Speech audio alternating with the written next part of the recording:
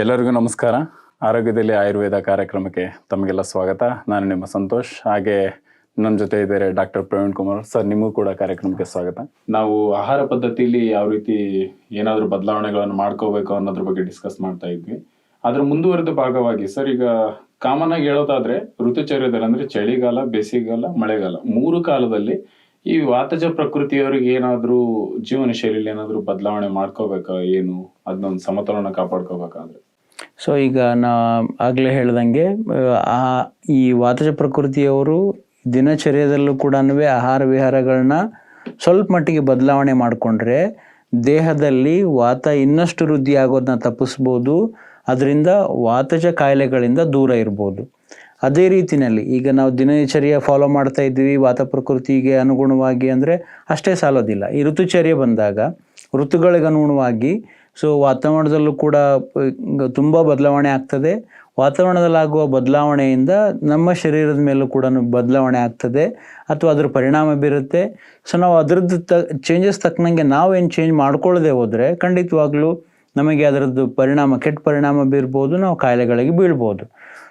ಅದೇ ರೀತಿಯಲ್ಲಿ ವಾತಜ ಪ್ರಕೃತಿಯವರು ಏನು ಮಾಡಬೇಕು ಈ ಋತುಗಳಿಗೆ ಅನುಗುಣವಾಗಿ ಅಂದರೆ, ಮೊದಲನೇದಾಗಿ ಈ ಬೇಸಿಗೆ ಕಾಲ ತೊಗೊಂಡ್ರೆ, ಬೇಸಿಗೆ ಕಾಲದಲ್ಲಿ ಮೊದಲೇ ಏನಾಗಿರುತ್ತೆ, ಸೂರ್ಯರಶ್ಮಿ ತುಂಬ ತೀಕ್ಷ್ಣವಿರ್ತದೆ. ಹಂಗಾಗಿ ಅಲ್ಲಿ ಈ ನಮ್ಮ ಪ್ರಕೃತಿನಲ್ಲಿನೇ ಎಲ್ಲ ದ್ರವ್ಯಗಳಲ್ಲಿ, ಆಹಾರ ದ್ರವ್ಯ ಇರ್ಬೋದು ಅಥವಾ ದ್ರವ ದ್ರವ್ಯಗಳಿರ್ಬೋದು, ನಾವೇನು ಮೆಡಿಕಮೆಂಟ್ಸ್ ಅಂತ ಕನ್ಸಿಡರ್ ಮಾಡ್ತೀವಿ ಅದರಲ್ಲೂ ಕೂಡ, ಮತ್ತು ಆಹಾರದಲ್ಲೂ ಕೂಡ, ನೀರಿನಲ್ಲಿ ಪ್ರತಿಯೊಂದರಲ್ಲಿ ಏನಾಗಿರುತ್ತೆ ಅಂದರೆ ಶಕ್ತಿ ಸ್ವಲ್ಪ ಕಡಿಮೆನೇ ಆಗಿರುತ್ತೆ. ರೂಕ್ಷ ಜಾಸ್ತಿ ಇರುತ್ತೆ, ಉಷ್ಣಾಂಶ ಜಾಸ್ತಿ ಇರೋದ್ರಿಂದ ಅದ್ರದ್ದೇನು ಪೊಟೆನ್ಸಿ ಅಂತ ಹೇಳ್ತೀವಿ, ವೀರ್ಯ ಅಂತ ಹೇಳ್ತೀವಿ, ಅಥವಾ ಅದರದ್ದು ಶಕ್ತಿ ಸ್ವಲ್ಪ ಕಡಿಮೆ ಆಗಿರುತ್ತೆ.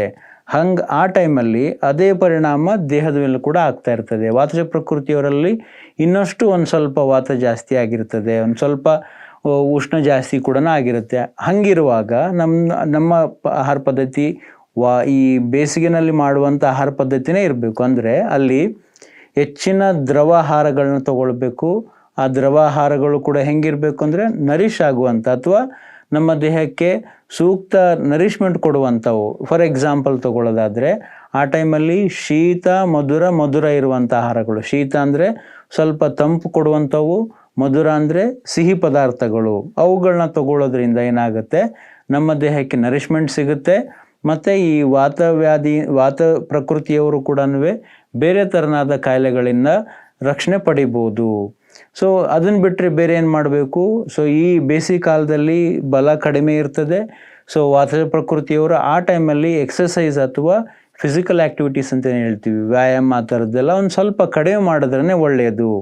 ಸ್ವಲ್ಪ ಎಷ್ಟು ಬೇಕು ದಿನನಿತ್ಯಕ್ಕೆ ಅಂದರೆ ಒಂದು ಫ್ರೆಶ್ ಅಪ್ ಆಗಲಿಕ್ಕೆ ಎಷ್ಟು ಬೇಕು ಅಷ್ಟನ್ನು ಮಾತ್ರ ಮಾಡಿದ್ರೆ ಒಳ್ಳೆಯದು. ಇಲ್ಲಿ ಎಕ್ಸಸೈಸ್ ಒಂದು ಸ್ವಲ್ಪ ಕಡಿಮೆನೇ ಇದ್ದರೆ ತುಂಬ ಅನುಕೂಲ.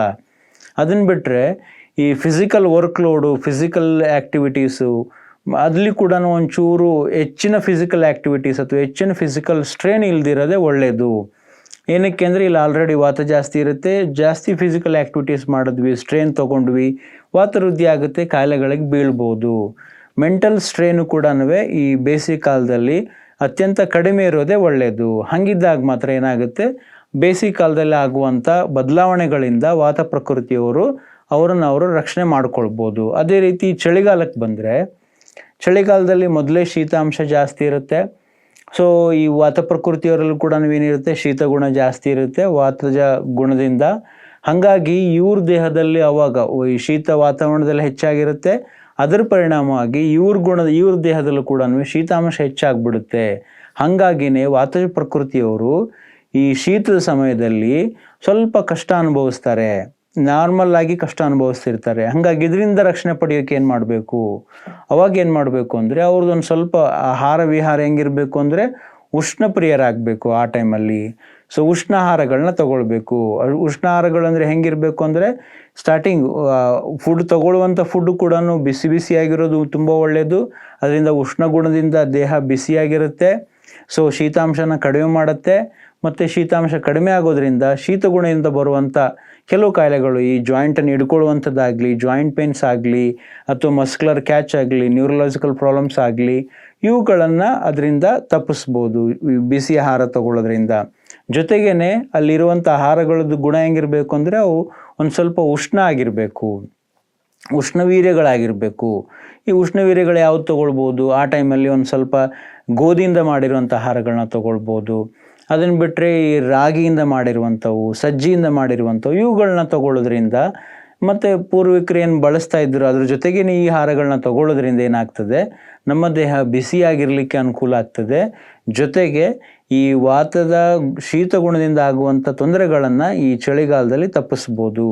ವಿಹಾರಗಳು ಹೆಂಗಿರಬೇಕು ಅಂದರೆ, ಇಲ್ಲಿ ಒಂದು ಸ್ವಲ್ಪ ವಿಹಾರಗಳು ಈ ಪ್ರಕೃತಿಯಲ್ಲೂ ಕೂಡ ಶಕ್ತಿ ತುಂಬ ಇರ್ತದೆ ಎಲ್ಲ ದ್ರವ್ಯಗಳಲ್ಲಿ, ಮೆಡಿಕಮೆಂಟ್ಸಲ್ಲೂ ಆಹಾರದಲ್ಲೂ ಕೂಡ. ಹಾಗಾಗಿ ಮಾನವನ ದೇಹದಲ್ಲೂ ಕೂಡ ಶಕ್ತಿ ಒಂದು ಸ್ವಲ್ಪ ಸಂಚಯ ಆಗಿರ್ತದೆ. ಹಾಗಾಗಿ ಈ ಟೈಮಲ್ಲಿ ವ್ಯಾಯಾಮಕ್ಕೆ ಬಂದರೆ, ಫಿಸಿಕಲ್ ಆ್ಯಕ್ಟಿವಿಟೀಸ್ ಬಂದರೆ ಮಾಡ್ರೇಟ್ ಲೆವೆಲಲ್ಲಿ ವ್ಯಾಯಾಮ ಕೂಡ ಮಾಡ್ಬೋದು. ಸ್ವಲ್ಪ ಅಂತೇನಿಲ್ಲ, ಇಲ್ಲಿ ಶಕ್ತಿ ಸಂಚಯ ಇರೋದ್ರಿಂದ ಮಾಡ್ರೇಟ್ ಲೆವೆಲ್ ವ್ಯಾಯಾಮ ಮಾಡೋದ್ರಿಂದ ಒಂದು ದೇಹ ಬಿಸಿಯಾಗಿರಲಿಕ್ಕೆ ಅನುಕೂಲ ಆಗ್ತದೆ, ಕ್ರಿಯಾಶೀಲವಾಗಿರ್ಲಿಕ್ಕೆ ಅನುಕೂಲ ಆಗ್ತದೆ.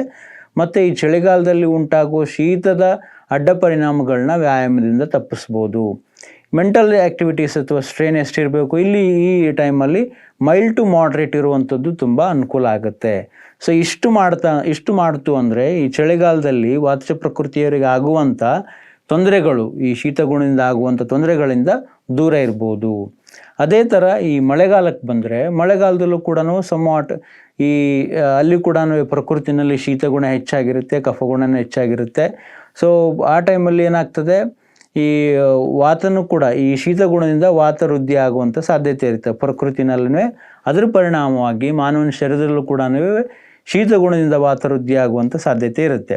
ಸೊ ಹಂಗಾಗಿನೇ ನಾವು ಹೇಳ್ತೀವಿ, ವರ್ಷಾ ಋತುವಿನಲ್ಲಿ ಈ ವಾತ ಏನಾಗ್ತದೆ, ಪ್ರಕೋಪ ಅವಸ್ಥೆಗೆ ಬರ್ತದೆ. ವರ್ಷಾ ಋತು ಅಂದರೆ ಮಳೆಗಾಲದಲ್ಲಿ ವಾತ ಪ್ರಕೋಪಕ್ಕೆ ಬರುತ್ತೆ. ಛಯ ಇರುವಂಥದ್ದು ಪ್ರಕೋಪ ಅಂದರೆ ಇಲ್ಲಿ ಪೀಕ್ ಲೆವೆಲಿಗೆ ಹೊರಟೋಗ್ತದೆ. ಸೊ ಈ ಟೈಮಲ್ಲಿ ಏನು ಮಾಡಬೇಕು, ಶೀತಗುಣ ಹೆಚ್ಚಾಗಿರ್ತದೆ. ಸೊ ಏನು ಮಾಡಬೇಕು, ಒನ್ಸ್ ಅಗೇನ್ ಇಲ್ಲಿ ಆಹಾರಗಳು ಹೆಂಗಿರಬೇಕು ಅಂದರೆ ಉಷ್ಣ ಆಹಾರಗಳಿರಬೇಕು. ಸೊ ಉಷ್ಣ ಆಹಾರಗಳಂದರೆ ಆಗಲೇ ಹೇಳ್ದಂಗೆ ಒಂದು ಆಹಾರ ಗುಣದಿಂದ ಹಿಡಿದು ಅಲ್ಲಿ ಬಿಸಿ ಇರುವಂಥ ಆಹಾರಗಳನ್ನ ತೊಗೊಳ್ಬೇಕು. ಉಷ್ಣೋದಕವನ್ನೇ ತೊಗೊಳ್ಬೇಕು ಅಂದರೆ ಬಿಸಿನೀರನ್ನೇ ಕುಡಿಯೋದು ತುಂಬ ಇಂಪಾರ್ಟೆಂಟ್ ಆಗ್ತದೆ. ಬಿಸಿನೀರಿನ ಜೊತೆಗೆ ಒಂದು ಸ್ವಲ್ಪ ಮೆಡಿಸನ್ ಸೇರಿಸಿದ್ರೆ, ಮೆಡಿಸನ್ ಅಂದರೆ ಜಸ್ಟ್ ಲೈಕ್ ತುಳಸಿ ಸೇರಿಸೋದ್ರಿಂದ, ಅಥವಾ ಸ್ವಲ್ಪ ಶುಂಠಿ ಸೇರಿಸೋದ್ರಿಂದ, ಅಥವಾ ಸ್ವಲ್ಪ ಕಾಳುಮೆಣಸು ಸೇರಿಸೋದ್ರಿಂದ, ಇವುಗಳನ್ನ ಸೇರಿಸಿ ಅದರದ್ದು ಕಷಾಯಗಳನ್ನ ತೊಗೊಳ್ಳೋದ್ರಿಂದನೂ ಕೂಡ ತುಂಬ ಅನುಕೂಲ ಆಗ್ತದೆ. ಸೊ ಅದರಿಂದ ಏನಾಗುತ್ತೆ, ಶೀತಗುಣ ನಾವು ಹತೋಟಿಯಲ್ಲಿಟ್ಟು ಅದರಿಂದ ಆಗುವಂಥ ತೊಂದರೆಗಳನ್ನು ತಪ್ಪಿಸ್ಬೋದು. ಅದು ಆಹಾರದ್ದಾಯಿತು. ಆಹಾರದ ಕ್ವಾಲಿಟೀಸ್ ಬಂದು ಒನ್ಸ್ ಅಗೇನ್ ಇಲ್ಲೂ ಕೂಡ ಉಷ್ಣ, ನಮ್ಮ ದೇಹವನ್ನು ಬೆಚ್ಚಗಿಡುವಂಥ ಆಹಾರ ಪದಾರ್ಥಗಳನ್ನ ತಗೊಳ್ಳೋದು ತುಂಬ ಅನುಕೂಲಕರವಾಗಿರುತ್ತೆ. ವಿಹಾರಕ್ಕೆ ಬಂದರೆ ಇಲ್ಲೂ ಕೂಡ ಒಂದು ಸ್ವಲ್ಪ ಶೀತಗುಣ ಜಾಸ್ತಿ ಇರೋದ್ರಿಂದ, ಪ್ರಕೃತಿನಲ್ಲೂ ವಾತಗುಣ ಜಾಸ್ತಿ ಇರೋದ್ರಿಂದ ಮೈಲ್ಡ್ ಟು ಮಾಡ್ರೇಟ್ ಮಾತ್ರ ಎಕ್ಸಸೈಸ್ಗಳನ್ನ ಅಥವಾ ಆ್ಯಕ್ಟಿವಿಟೀಸ್ನ ಮಾಡೋದು ತುಂಬ ಅನುಕೂಲ ಆಗಿರುತ್ತೆ. ಅದರಿಂದ ದೇಹದ ಉಷ್ಣಾಂಶನ ಕಾಪಾಡ್ಕೊಳ್ಬೋದು. ಶೀತಗುಣದಿಂದ ಆಗುವಂಥ ಅಡ್ಡ ಪರಿಣಾಮಗಳ ಅಥವಾ ತೊಂದರೆಗಳಿಂದ ಅವ್ರನ್ನವರು ರಕ್ಷಿಸ್ಕೊಳ್ಬೋದು. ಮೆಂಟಲ್ ಆ್ಯಕ್ಟಿವಿಟೀಸ್ ಬಂದರೆ ಇಲ್ಲೂ ಕೂಡ mild to moderate mental strain ಇರುವಂಥದ್ದು ಅನುಕೂಲ ಆಗುತ್ತೆ. ಸೊ ಇಷ್ಟು ಮಾಡ್ತು ಅಂದರೆ ಮಳೆಗಾಲದಲ್ಲಿ ವಾತ ಪ್ರಕೃತಿಯವರು ಅವರನ್ನವರು ಈ ವಾತಾವರಣದಲ್ಲಾಗುವಂಥ ಬದಲಾವಣೆಗಳಿಂದ ತಪ್ಪಿಸ್ಕೊಂಡು ಆರಾಮದಲ್ಲಿ ಇರ್ಬೋದು ಸರ್. ಕಾರ್ಯಕ್ರಮದ ಮಧ್ಯೆ ಒಂದು ಪುಟ್ಟ ವಿರಾಮವನ್ನು ತಗೊಳ್ಳೋಣ. ವಿರಾಮದ ನಂತರ ಇದ್ರ ಬಗ್ಗೆ ಇನ್ನಷ್ಟು ಮಾಹಿತಿಗಳನ್ನು ತಿಳ್ಕೊಳ್ಳುವಂಥ ಪ್ರಯತ್ನ ಮಾಡೋಣ.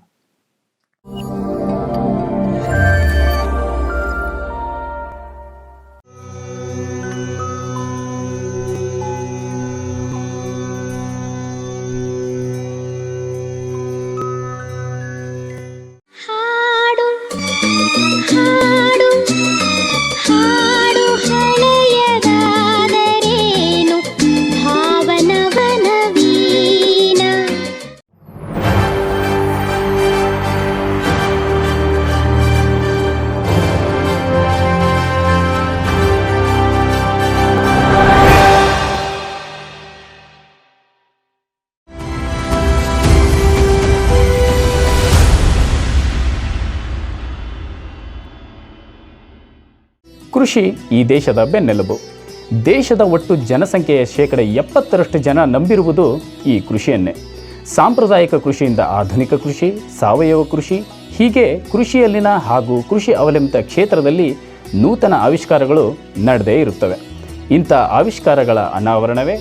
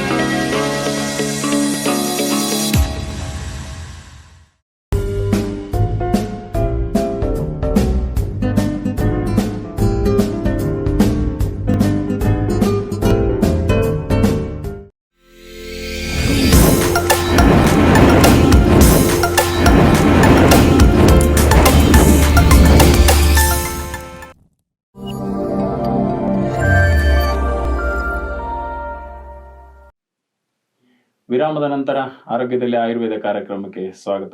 ಸರ್, ಈಗ ಎಲ್ಲಾ ವಾತಾವರಣಗಳಲ್ಲೂ ಈ ವಾತಜ ಪ್ರಕೃತಿಯವರು ತಮ್ಮ ದಿನಚರಿಯಲ್ಲಿ ತಮ್ಮ ದೇಹನ ಸಮತೋಲಿತವಾಗಿ ಇಟ್ಕೋಬೇಕಂದ್ರೆ ಯಾವೆಲ್ಲ ಕೆಲವೊಂದು ಅಂಶಗಳನ್ನ ಪ್ರತಿನಿತ್ಯ ಪಾಲನೆ ಮಾಡ್ಬೇಕು? ವಾತಜ ಪ್ರಕೃತಿಯವರು ಇನ್ ಜನರಲ್ ಆಗಿ ಇವುಗಳನ್ನ ಮಾಡೋದ್ರಿಂದ ಅವರು ಸದಾಕಾಲ ಆರೋಗ್ಯವಂತರಾಗಿರ್ಬೋದು ಅಂತ ಹೇಳಿದ್ರೆ, ಮೊದಲನೇದಾಗಿ ಅವರು ತಿಳ್ಕೊಳ್ಬೇಕು, ನಾನು ವಾತ ಪ್ರಕೃತಿಯವರು ಇದ್ದೀವಿ. ವಾತ ಪ್ರಕೃತಿಗೆ ಏನೇನು ಬೇಕು, ಆಹಾರದಲ್ಲಿ ವಿಹಾರದಲ್ಲಿ ಏನೇನು ಬೇಕು, ಮಾನಸಿಕವಾಗಿ ಏನೇನು ಮಾಡ್ಕೊಳ್ಬೇಕು ಅನ್ನೋದನ್ನ ಸಿದ್ಧತೆ ಮಾಡಿಕೊಂಡ್ರೆ ಅಲ್ಲಿಂದಲೇ ಶುರು ಆಗ್ತದೆ. ಮೊದಲನೇದು ಬಂದು ಸ್ಲೀಪಿಂಗ್ ಉತ್ಥಾನ ಕಾಲ ಬಂದು ನಾವು ಯಾವಾಗ ಹೇಳ್ಬೇಕು ಅಂತೇಳಿಲ್ಲ, ಇದು ಬ್ರಾಹ್ಮಿ ಮುಹೂರ್ತ, ಅಲ್ಲಿಂದಲೇ ಶುರು ಮಾಡ್ಬೋದು. ಈ ವಾತ ಪ್ರಕೃತಿಯವರು ಕೂಡ ಏನಾಗುತ್ತೆ, ಇವ್ರಿಗೊಂದು ಸ್ವಲ್ಪ ಹೆಚ್ಚಿನ ನಿದ್ದೆ ಸಿಕ್ಕರೆ ಒಳ್ಳೆಯದು. ಯಾಕಂದರೆ ವಾತ ಪ್ರಕೃತಿ ಇರ್ತದೆ, ಅವ್ರಿಗೊಂದು ಸ್ವಲ್ಪ ನಿದ್ದೆ ಕಡಿಮೆನೇ, ಬೈ ನೇಚರ್ ನಿದ್ದೆ ಕಡಿಮೆನೇ ಇರುತ್ತೆ. ಆದರೆ ಒಂದು ಸ್ವಲ್ಪ ಚೆನ್ನಾಗಿ ನಿದ್ದೆ ಮಾಡೋದು. ಈಗ 5 ಗಂಟೆಗೆ ಹೇಳೋ ಬದಲು ಒಂದು 6 ಗಂಟೆಗೆ ಎದ್ದರೆ ಉತ್ತಮ ವಾತ ಪ್ರಕೃತಿಯವರು. ಎದ್ದು ಅಲ್ಲಿಂದ ಶುರು ಆಗೋದು ಪ್ರಾತಃ ಕಾಲ, ಏನು ಪ್ರಾತರ್ವಿಧಿಗಳಿದೆ ಅವುಗಳನ್ನ ಮುಗಿಸ್ಕೊಂಡು ವ್ಯಾಯಾಮಕ್ಕೆ ಬಂದರೆ, ವ್ಯಾಯಾಮನ ಈ ಬೇಸಿಗೆ ಕಾಲದಲ್ಲಿ ಬಿಟ್ಟು ಮಿಕ್ಕ ಋತುಗಳಲ್ಲಿ ಏನು ಮಾಡ್ಬೋದು, ಮಾಡ್ರೇಟ್ ಎಕ್ಸಸೈಸ್ನ ಮಾಡ್ಬೋದು. ಬೇಸಿಗೆ ಕಾಲದಲ್ಲಿ ಒಂದು ಸ್ವಲ್ಪ ಮೈಲ್ಡ್ ಎಕ್ಸಸೈಸ್ ಮಾಡಿ, ಬೇರೆ ಕಾಲದಲ್ಲಿ ಮಾಡ್ರೇಟ್ ಎಕ್ಸಸೈಸ್ನ ಮಾಡುವಂಥದ್ದು ಉತ್ತಮ. ಎಕ್ಸಸೈಸ್ ಆದ ನಂತರ ಏನು ಮಾಡಬೇಕು, ಸ್ನಾನಕ್ಕೆ ಬಂದಾಗ ಸ್ನಾನ ಯಾವಾಗಲೂ ವಾತ ಪ್ರಕೃತಿಯವರಿಗೆ ಒಂದು ಬೆಸ್ಟ್ ಏನು ಅಂದರೆ ಅವರು ಅಭ್ಯಂಗನ ಆಚರಿಸಲೇಬೇಕು. ಅಭ್ಯಂಗ ಮಾಡಿಕೊಂಡೇ ನೀವು ಸ್ನಾನ ಮಾಡುವಂಥದ್ದು ವಾತ ಪ್ರಕೃತಿಯವರು ತುಂಬ ಉತ್ತಮ. ಅದರಿಂದ ಸುಮಾರು ಕಾಯಿಲೆಗಳಿಂದ ರಕ್ಷಣೆ ಪಡಿಬೋದು. ಏನಕ್ಕೆ ಅಂದರೆ ಈ ಅಭ್ಯಂಗ ಮಾಡ್ಕೊಳ್ಳೋದ್ರಿಂದ, ಅಭ್ಯಂಗಮಾಚರ ನಿತ್ಯಂ ದಿನನಿತ್ಯನೂ ಪ್ರಾಕ್ಟೀಸ್ ಮಾಡೋದು ಒಳ್ಳೆಯದು.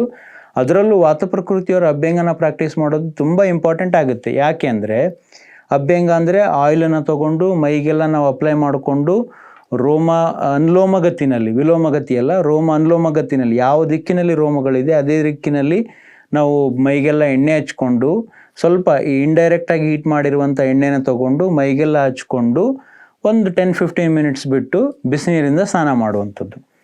ಈ ಸ್ವಲ್ಪ ಬಿಸಿ ಈಗಿರುವಂಥ ಎಣ್ಣೆನ ತೊಗೊಂಡು ಅನುಲೋಮಗತಿನಲ್ಲಿ ಈ ಉತ್ತಮಾಂಗ ಶಿರಸ್ಸೊಂದು ಬಿಟ್ಟು ಮೈಗೆಲ್ಲ ಅಪ್ಲೈ ಮಾಡ್ಕೊಳ್ಳೋದಕ್ಕೆ ಅಭ್ಯಂಗ ಅಂತ ಹೇಳ್ತೀವಿ. ಅದನ್ನು ಮಾಡೋದ್ರಿಂದ ಏನಾಗ್ತದೆ, ಒಂದು ಈ ತೈಲದ ಕ್ವಾಲಿಟಿ ಅಂದರೆ ವಾತನ ಶಮನ ಮಾಡುವಂಥದ್ದು ಇರುತ್ತೆ. ಯಾವುದೇ ತೈಲ ಇರಲಿ, ಅದು ಬೆಸ್ಟ್ ಕ್ವಾಲಿಟಿ ಆಫ್ ತೈಲ. ನೀವು ತೈಲ ತೊಗೊಂಡ್ರಿ ಅಂದರೆ ವಾತನ ಪ್ರಶಮನ ಮಾಡ್ತದೆ, ಅಂದರೆ ವಾತನ ಹತೋಟಿಯಲ್ಲಿರ್ತದೆ. ಹಾಗಾಗಿ ದಿನನಿತ್ಯ ಅಪ್ಲೈ ಮಾಡ್ತಾ ಬಂದ್ರಿ ಅಂದರೆ ವಾತ ಪ್ರಕೃತಿಯವರಿಗೆ ವಾತ ಜಾಸ್ತಿ ಇರ್ತದೆ. ಈ ಅಭ್ಯಂಗ ಮಾಡೋದ್ರಿಂದ ವಾತ ಹತೋಟಿಲಿರ್ತದೆ. ಹಾಗಾಗಿ ಅದರಿಂದ ಆಗುವಂಥ ಕಾಯಿಲೆಗಳು ಬರೋದಿಲ್ಲ, ಅಥವಾ ತಡಿಬೋದು, ಅಥವಾ ಕಡಿಮೆ ಮಾಡ್ಕೊಳ್ಬೋದು. ಹಾಗಾಗಿ ಅಭ್ಯಂಗ ಮಾಡ್ಕೊಳ್ಳೋದ್ರಿಂದ ವಾತ ಹತೋಟಿಲಿರ್ತದೆ. ಮತ್ತು ಅಭ್ಯಂಗ ಮಾಡಿಕೊಳ್ಳೋದ್ರಿಂದ ಈ ವಾತ ಪ್ರಕೃತಿಯವರಲ್ಲಿ ಡ್ರೈ ಸ್ಕಿನ್ ಏನಿರುತ್ತೆ ಅದು ಹೊರಟೋಗ್ತದೆ, ಅಥವಾ ಅದು ಹತೋಟಿಲಿ ಇಡ್ಲಿಕ್ಕೆ ಸಾಧ್ಯ ಆಗ್ತದೆ. ಮತ್ತು ಅಭ್ಯಂಗ ಮಾಡ್ಕೊಳ್ಳೋದ್ರಿಂದ ವಾತ ಪ್ರಕೃತಿಯವರಲ್ಲಿ ಕಾಂಪ್ಲೆಕ್ಷನ್ ಅಷ್ಟೊಂದು ಚೆನ್ನಾಗಿರೋದಿಲ್ಲ. ಅಭ್ಯಂಗ ಮಾಡ್ಕೊಳ್ಳೋದ್ರಿಂದ ಆ ಕಾಂಪ್ಲೆಕ್ಷನ್ನು ಕೂಡ ಇಂಪ್ರೂವ್ ಮಾಡ್ಕೊಳ್ಬೋದು. ಮತ್ತು ಈ ಅಭ್ಯಂಗ ಮಾಡ್ಕೊಳ್ಳೋದ್ರಿಂದ ವಾತ ಪ್ರಕೃತಿಯವರಲ್ಲಿ ಈ ದೇಹದ ಅಂಗಗಳು ರಫ್ ಇರ್ತವೆ. ಅಭ್ಯಂಗದಿಂದ ಏನಾಗುತ್ತೆ, ಒಂದು ಸ್ವಲ್ಪ ಸ್ಮೂತ್ ಸಪ್ಪಲ್ ಆಗ್ತವೆ. ಅದ್ರ ಜೊತೆಗೇನೆ ಏನಾಗುತ್ತೆ, ವಾತನ ಹತೋಟಿಲಿಟ್ಟು ದೇಹ ಬೆಳವಣಿಗೆ ಚೆನ್ನಾಗಾಗಲಿಕ್ಕೆ ಅಭ್ಯಂಗ ಹೆಲ್ಪ್ ಮಾಡುತ್ತೆ. ಅಭ್ಯಂಗ ಆದ ನಂತರನೇ ಏನು ಮಾಡಬೇಕು, ಸ್ನಾನಕ್ಕೆ ಬಂದಾಗ ಉಷ್ಣ ಉದಕ ಸ್ನಾನ ಮಾಡೋದೇ ತುಂಬ ಉತ್ತಮ. ವಾತ ಪ್ರಕೃತಿಯವರು ಯಾವಾಗಲೂ ಈ 3 ಋತುಗಳಲ್ಲೂ ಕೂಡ ಉಷ್ಣ ಜಲ ಸ್ನಾನ ಮಾಡೋದೇ ಒಳ್ಳೆಯದು, ಅವರಿಗೆ ಶ್ರೇಷ್ಠ. ಏನಕ್ಕೆ ಅಂದರೆ ಉಷ್ಣ ಜಲ ಸ್ನಾನ ಮಾಡೋದ್ರಿಂದ ಉಷ್ಣ ಗುಣ ಏನಿರ್ತದೆ, ನೀರಿನ ಉಷ್ಣ ಗುಣ ಅದು ಮೈಗೆ ತಾಗುತ್ತೆ. ಉಷ್ಣ ಗುಣ ಮೈಗೆ ತಾಗೋದ್ರಿಂದ ವಾತ ಪ್ರಕೃತಿಯವರಲ್ಲಿ ವಾತದಿಂದ ಆಗುವಂಥ ಶೀತ ಗುಣ ಏನು ಹೆಚ್ಚಾಗ್ತಿರ್ತದೆ ಅದನ್ನು ಹತೋಟಿಲಿಡ್ಬೋದು. ಮತ್ತು ಅಭ್ಯಂಗ ಮಾಡಿದ ನಂತರ ಉಷ್ಣೋದಕ ಸ್ನಾನ ಮಾಡೋದ್ರಿಂದ ಸ್ವೇದನ ಆಗ್ತದೆ, ಸ್ವಲ್ಪ ಮಟ್ಟಿಗೆ ಸ್ವೆಟ್ ಆಗ್ತದೆ. ಅದೇ ಸ್ವೇದನ ಅಂತೇಳಿ ಕನ್ಸಿಡರ್ ಮಾಡ್ತೀವಿ. ಈ ಸ್ವೇದನೆ ಏನು ಮಾಡುತ್ತೆ, ವಾತವನ್ನು ಎಫೆಕ್ಟಿವ್ ಆಗಿ ಕಂಟ್ರೋಲ್ ಮಾಡ್ತದೆ, ಎಫೆಕ್ಟಿವ್ ಆಗಿ ಹತೋಟಿಲಿಡ್ತದೆ. ಅಂದಾಗ ವಾತಜ ಪ್ರಕೃತಿಯವರಿಗೆ ವಾತದಿಂದ ಆಗುವಂಥ ಕಾಯಿಲೆಗಳನ್ನು ದೂರ ಇಡ್ಬೋದು. ಇದಿಷ್ಟು ಈ ಇಂಪಾರ್ಟೆಂಟ್ ಫ್ಯಾಕ್ಟರ್ಸ್. ಇದನ್ನು ಬಂದಾಗ ನೆಕ್ಸ್ಟು ಆಹಾರದಲ್ಲಿ ಬಂದರೆ ಏನು ಮಾಡಬೇಕು ಅವರಂದರೆ, ಆಹಾರದಲ್ಲಿ ಯಾವಾಗಲೂ ವಾತ ಪ್ರಕೃತಿಯವರು 3 ಕಾಲದಲ್ಲೂ ಕೂಡ ಒಂದು ಸ್ವಲ್ಪ ನರಿಷ್ಡ್ ಫುಡ್ ಅಥವಾ ಕಫಕರ ಆಹಾರಗಳನ್ನ, ಅವರು ಊಟದಲ್ಲಿ ಯಾವಾಗಲೂ ಸ್ನೇಹಾಂಶ ಇರಲೇಬೇಕು. ಸ್ನೇಹಾಂಶ ಅಂತ ಕನ್ಸಿಡರ್ ಮಾಡಿದ್ರೆ ತುಪ್ಪ ಇರಲೇಬೇಕು. ತುಪ್ಪದಿಂದ ಅವರಿಗೆ ಹೆಚ್ಚಿನ ಅಂಶ ಎನರ್ಜಿ ಸಿಗ್ತದೆ, ಸ್ಟಾಮಿನಾ ಸಿಗ್ತದೆ. ಅದರಂಗೆ ಈ ಮಜ್ಜಿಗೆ ತೊಗೊಳ್ಬೋದು, ಹಾಲು ತೊಗೊಳ್ಬೋದು, ಮೊಸರು ಕೂಡ ತೊಗೊಳ್ಬೋದು. ಮೊಸರನ್ನ ಗ್ರೀಷ್ಮ ಋತು ಬಿಟ್ಟು ಮಿಕ್ಕಿದ ಋತುಗಳಲ್ಲಿ ತಗೊಳ್ಬೋದು. ಅದು ಕೂಡ ರಾತ್ರಿ ಟೈಮಲ್ಲಿ ತಗೊಳ್ಳದೇ ಇರೋದು ಒಳ್ಳೆಯದು. ಇದ್ರ ಜೊತೆಗೇನೆ ಮಾಂಸಾಹಾರಿಗಳಾಗಿದ್ದರೆ ಖಂಡಿತವಾಗ್ಲೂ ಮಾಂಸ ಕೂಡ ತಗೊಳ್ಬೋದು. ಪ್ರಕೃತಿಯವರಿಗೆ ಮಾಂಸಾಹಾರ ತುಂಬ ಅನುಕೂಲ ಆಗುತ್ತೆ. ಅದರಿಂದ ವಾತನ ಕಂಟ್ರೋಲ್ ಮಾಡಲಿಕ್ಕೆ ಅದು ಕೂಡ ಹೆಲ್ಪ್ ಮಾಡುತ್ತೆ. ಸ್ಪೆಷಲ್ ಫುಡ್ ಏನು ಮಾಡ್ಬೋದು ವಾಚ ಪ್ರಕೃತಿಯವರು ಅಂದರೆ ಸೂಪ್ಗಳಂತ ಏನು ಹೇಳ್ತೀವಿ, ವೆಜಿಟೇಬಲ್ ಸೂಪ್ಸ್ ಇರ್ಬೋದು, ಮನೇಲಿ ಪ್ರಿಪೇರ್ ಮಾಡಿರುವಂಥದ್ದು, ರೆಡಿಮೇಡ್ ಅಲ್ಲ, ಮನೇಲಿ ಪ್ರಿಪೇರ್ ಮಾಡುವಂಥ ಯಾವುದೇ ವೆಜಿಟೇಬಲ್ ಸೂಪ್ ಇರ್ಬೋದು, ಅಥವಾ ಈ ನಾನ್ ವೆಜಿಟೇರಿಯನ್ ಸೂಪ್ಗಳು ಕೂಡ ಇರ್ಬೋದು. ಅದು ತುಂಬ ಶಕ್ತಿ ಕೊಡ್ತದೆ ವಾತ ಪ್ರಕೃತಿಯವರಿಗೆ. ಸೊ ಹಂಗಾಗಿ ವಾತ ಪ್ರಕೃತಿಯವರು ಸೂಪ್ಗಳನ್ನ ಹೆಚ್ಚಿಗೆ ಬಳಸ್ಬೋದು. ಅದು ಕೂಡ ಬಿಸಿಯಾಗಿರಬೇಕು, ಅದು ಸ್ನಿಗ್ಧ ಅಂಶ ಇರಬೇಕು, ಅದರಲ್ಲಿ ತುಪ್ಪ ಇರಬೇಕು, ಇಲ್ಲ ಏನಾದರೂ ಎಣ್ಣೆ ಥರನೇ ಇದ್ದರೂ ಕೂಡ ಒಳ್ಳೆಯದು. ಎಣ್ಣೆ ಕಾಳುಗಳು, ಎಣ್ಣೆ ಕೂಡ ಬಳಸುವಂಥದ್ದು ವಾತ ಪ್ರಕೃತಿಯವರಿಗೆ ಅನುಕೂಲ ಮಾಡುತ್ತೆ. ಇದನ್ನು ಬಿಟ್ಟು ಕೆಲವು ಆಹಾರ ಪದಾರ್ಥಗಳನ್ನ ವಾತ ಪ್ರಕೃತಿಯವರು ತಗೊಳ್ಳದೇ ಇರುವಂಥದ್ದು ಒಳ್ಳೆಯದು. ವಾತಕರ ಆಹಾರಗಳಂತ ಹೇಳ್ತೀವಿ. ಫಾರ್ ಎಕ್ಸಾಂಪಲ್ ಈ ಕೊತ್ತಂಬರಿ ಸೊಪ್ಪು ಇರ್ಬೋದು, ಹಸಿಮೆಣಸಿನ್ಕಾಯಿ ಇರ್ಬೋದು, ಈ ಥರದೇ ಈ ಆಲೂಗಡ್ಡೆ ಇರ್ಬೋದು, ಈ ಥರದ್ದು ಏನಾಗ್ತದೆ, ಇವುಗಳೆಲ್ಲ ವಾತಕರ ಆಹಾರ ಅಂತೇಳಿ ನಾವು ಕನ್ಸಿಡರ್ ಮಾಡ್ತೀವಿ. ಇವುಗಳನ್ನ ಅವರು ದಿನನಿತ್ಯ ಬಳಸದೇ ಇದ್ದರೆ ಒಳ್ಳೆಯದು. ಏನಕ್ಕೆ ಅಂದರೆ ಇವುಗಳಿಂದ ವಾತವೃದ್ಧಿ ಆಗ್ತದೆ, ಮತ್ತು ಅವರು ವಾತಜ ಏನು ಕಾಯಿಲೆಗಳಿದ್ದಾವೆ ಅವುಗಳಿಂದ ಅವರು ದೂರ ಇರಬೇಕು ಅಂದರೆ ಈ ಥರದ ಆಹಾರಗಳನ್ನ ಅವರು ತಗೊಳ್ಳದೇ ಇದ್ದರೆ ಒಳ್ಳೆಯದು. ಅದನ್ನು ಬಿಟ್ಟರೆ ಈ ಡ್ರೈ ಫುಡ್ಸ್ ಅಂತ ಹೇಳ್ತೀವಿ, ಈ ಕರೆದಂಥ ಪದಾರ್ಥಗಳು ಅಥವಾ ಜಂಕ್ ಫುಡ್ಸ್ ಅಂತ ಏನು ಹೇಳ್ತೀವಿ, ಅದೆಲ್ಲ ಅವುಗಳನ್ನ ಒಂದು ಸ್ವಲ್ಪ ಅವಾಯ್ಡ್ ಮಾಡೋದ್ರಿಂದ ವಾತಜ ಪ್ರಕೃತಿಯವರು ಆರೋಗ್ಯವಾಗಿ ಇರ್ಬೋದು. ಇದನ್ನು ಬಿಟ್ಟರೆ ಒಂದು ಸ್ವಲ್ಪ ಈ ಫಿಸಿಕಲ್ ಡೇ ಟೈಮಲ್ಲಿ ಬಂದರೆ ದಿವಾ ಸ್ವಪ್ನ ಅಂಥೇಳಿ ಬಂದಾಗ ವಾತಜ ಪ್ರಕೃತಿಯವರಿಗೆ ದಿವಾ ಸ್ವಪ್ನ ಓಕೆ, ಈ ಗ್ರೀಷ್ಮ ಋತುವಿನಲ್ಲಿ ಎಲ್ರಿಗೂ ರೆಕಮೆಂಡ್ ಮಾಡಿದ್ದೇ ಇದೆ. ಗ್ರೀಷ್ಮ ಋತುವಿನಲ್ಲಿ ದಿವಾ ಸ್ವಪ್ನ ಮಾಡ್ಬೋದು, ಬೇರೆ ಋತುಗಳಲ್ಲಿ ಮಾಡದೇ ಇರೋದೇ ತುಂಬ ಉತ್ತಮ. ಅದನ್ನು ಬಿಟ್ಟರೆ ರಾತ್ರಿ ನಿದ್ರೆ ಬಂದರೆ ವಾತಜ ಪ್ರಕೃತಿಯವರು ಒಂದು ಸ್ವಲ್ಪ ಬೇಗನೆ ಮಲಗೋದು ತುಂಬ ಉತ್ತಮ. ಯಾಕೆಂದರೆ ಪ್ರಕೃತಿ ಬೈ ನೇಚರ್ ವಾತ ಪ್ರಧಾನವಾಗಿರ್ತದೆ. ಲೇಟಾಗಿ ಮಲಗ್ತಾ ಹೋದ್ರು ಅಂದರೆ ವಾತ ಇನ್ನೂ ವೃದ್ಧಿಯಾಗಿ ಮತ್ತು ವಾತಜ ಕಾಯಿಲೆಗಳಿಗೆ ಅವರು ಈಡಾಗ್ಬೋದು. ಹಾಗಾಗಿ ವಾತಜ ಪ್ರಕೃತಿಯವರು ಬೇಗನೆ ಮಲ್ಕೊಳ್ಳೋದು ತುಂಬ ಉತ್ತಮ. ಊಟ ಮಾಡಿ 1 ಗಂಟೆ ಆದ ನಂತರ ಶತಪದಿ ಎಲ್ಲ ಆದಮೇಲೆ ಒಂದು ಸ್ವಲ್ಪ ಬೇಗನೆ ಮಲ್ಕೊಳ್ಳೋದೇ ಇವರು ಉತ್ತಮ. ಸೊ ಇಷ್ಟು ಮಾಡೋದ್ರಿಂದ ವಾತಜ ಪ್ರಕೃತಿಯವರು ವಾತಜ ಕಾಯಿಲೆಗಳಿಂದ ದೂರ ಇರ್ಬೋದು ಸರ್. ಆರೋಗ್ಯದಲ್ಲಿ ಆಯುರ್ವೇದ ಕಾರ್ಯಕ್ರಮದ ಮಧ್ಯೆ ಒಂದು ಚಿಕ್ಕ ವಿರಾಮನ ತಗೊಳ್ಳೋಣ. ಹಲವಾರು ಅಂತಲ್ಲ, ಇನ್ನೂ ಸ್ವಲ್ಪ ಮಾಹಿತಿ ಇದೆ, ಅದ್ರ ಬಗ್ಗೆ ತಗೊಂಡು ಈ ಒಂದು ಕಾರ್ಯಕ್ರಮನ ಇಲ್ಲಿಗೆ ಮುಗಿಸೋಣ.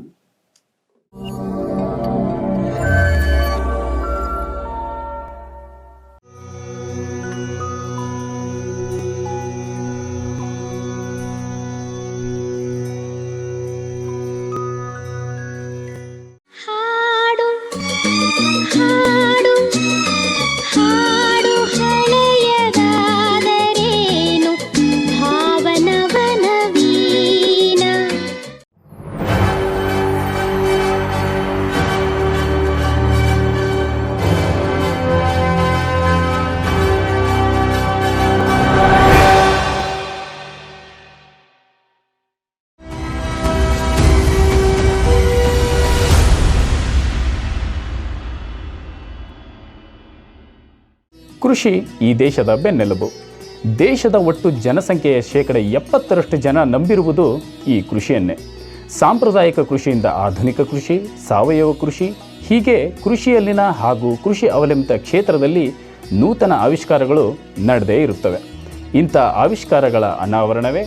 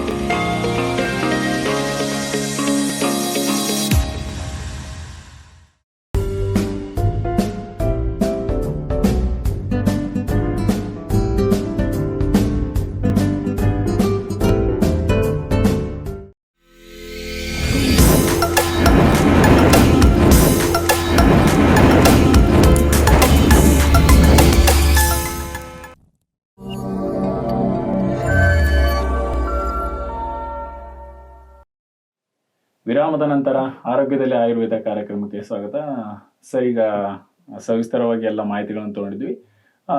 Last but not the least ಅಂತಾರಲ್ಲ ಆ ಥರ.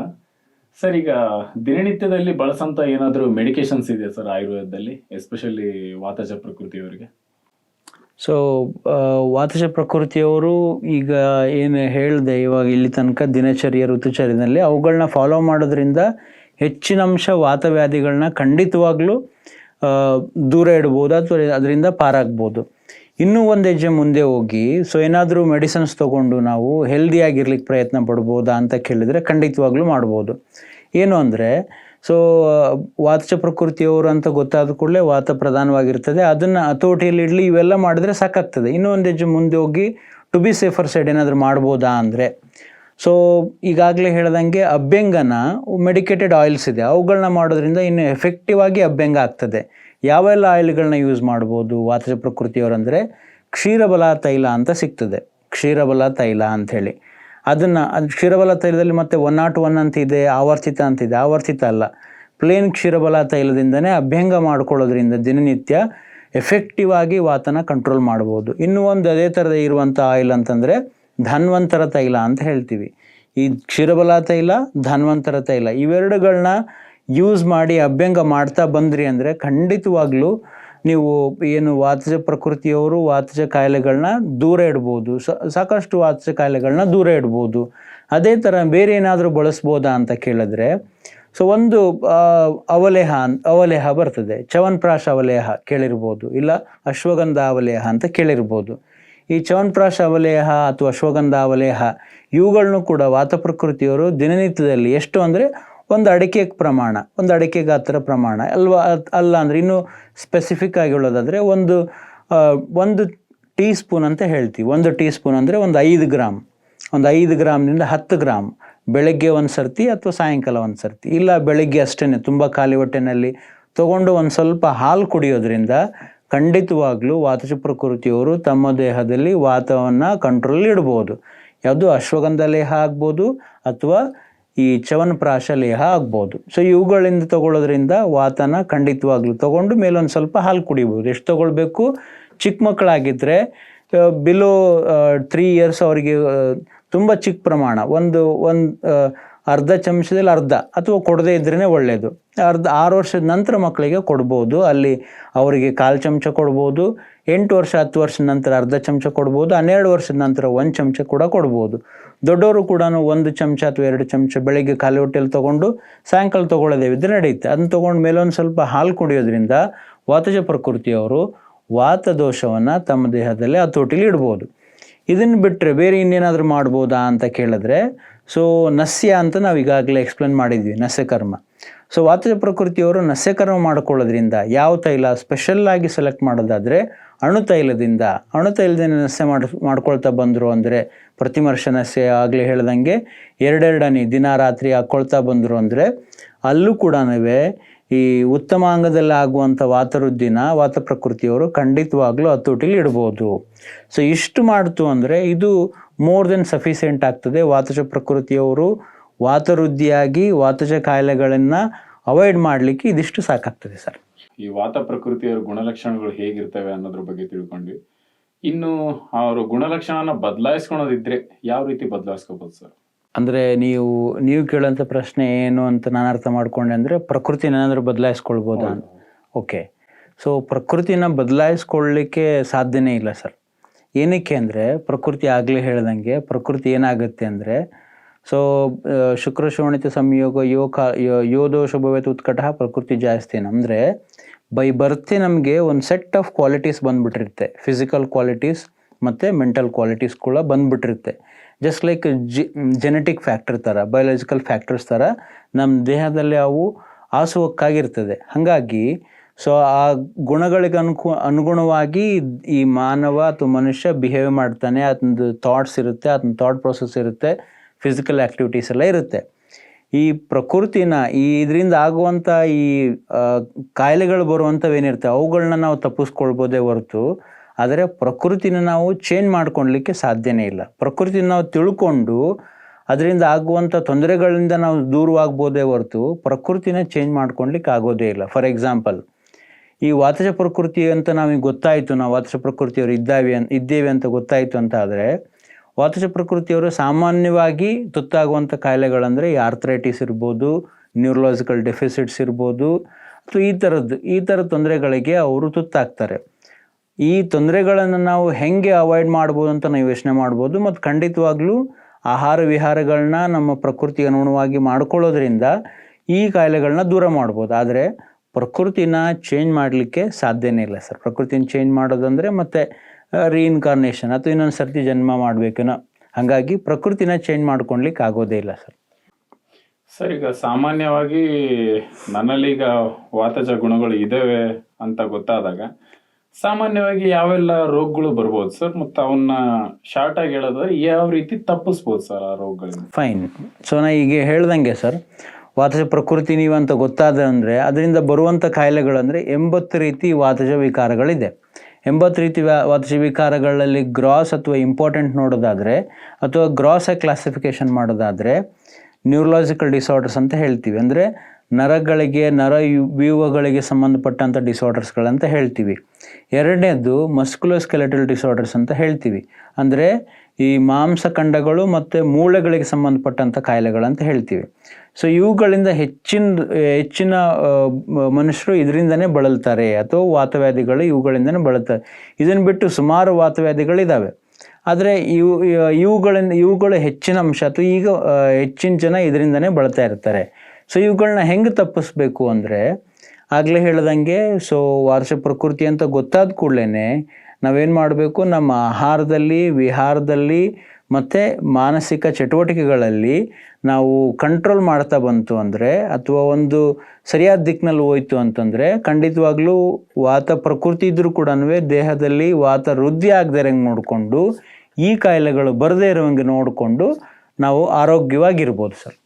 ಸರ್, ಈಗ ಆಯುರ್ವೇದದಲ್ಲಿ ಈ ವಾತಜ ಪ್ರಕೃತಿಯವರಿಗೆ ಏನಾದರೂ ಥೆರಪಿ ಏನಾದರೂ ಇದೆ? ಹಾಂ, ಒಳ್ಳೆ ಪ್ರಶ್ನೆ ಕೇಳಿದ್ರಿ ಸರ್. ಏನಾದರೂ ಥೆರಪಿ ಮಾಡಿಸ್ಕೊಳ್ಬೋದಾ ಅಂತ ಹೇಳಿದರೆ, ಸೊ ಆಯುರ್ವೇದದಲ್ಲಿ ನಾವು ಏನು ಮಾಡ್ತೀವಿ ಅಂದರೆ, ಈ ಚಿಕಿತ್ಸೆಗಳಂತಿದೆ, ಪಂಚಕರ್ಮಗಳಂತಿದೆ. ಪಂಚಕರ್ಮಗಳು, ಹೋಮನ ವಿರೇಚನ ಎಲ್ಲ ಕೇಳಿರ್ತೀರಿ, ಆ ಥರದ ಪಂಚಕರ್ಮಗಳಿದೆ.